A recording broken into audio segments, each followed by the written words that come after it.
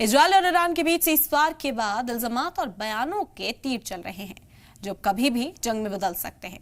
Iran का इल्जाम है कि इजरायल ने ईरान पर ड्रोन से हमला किया। क्या वाकई इजरायल ने सीज़फायर की खिलाफवर्जी की? अगर ऐसा है तो जंग फिर भड़क सकती है। रिपोर्ट देखिए।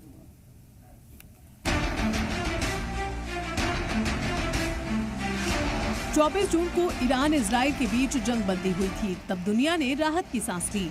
मिसाइलों का फटना और फाइटर जेट का गरजना बंद हो गया था। लेकिन ईरान का इल्जाम है कि इजराइल की तरफ से सीज़फायर तोड़ने की कोशिशें हो रही हैं।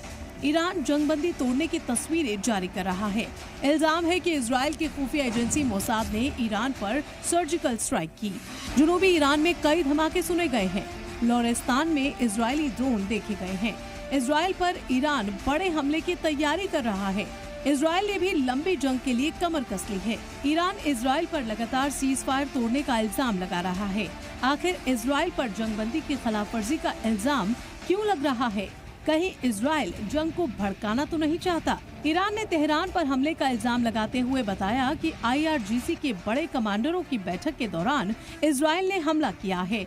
इजराइल का टारगेट मीटिंग में शामिल इस हमले में IRGC के बड़े अफसरान मारे गए हैं।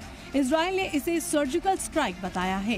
तेहरान के अलावा ईरान का इल्जाम है कि इजरायली ड्रोन ने लोरेस्तान में भी ड्रोन से हमले किए हैं। खबर है कि ईरान पर यह हमला इजराइल की जमीन से नहीं बल्कि ईरान की ही जमीन से किया गया है।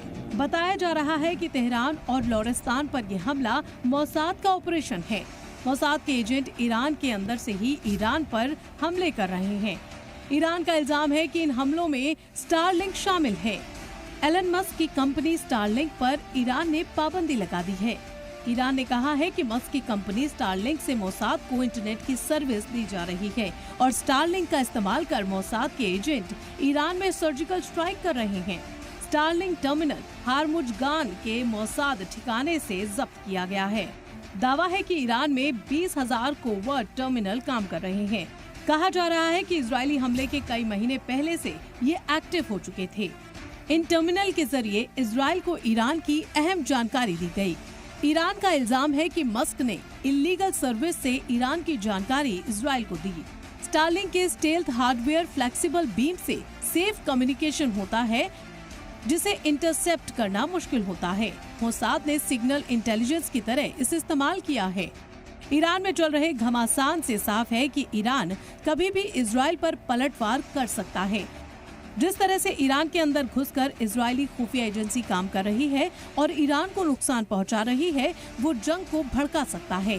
हालांकि ये भी जानना होगा कि ईरान के इल्जामात में कितना दम है। इजरायल को IRGC ने धमकी दी है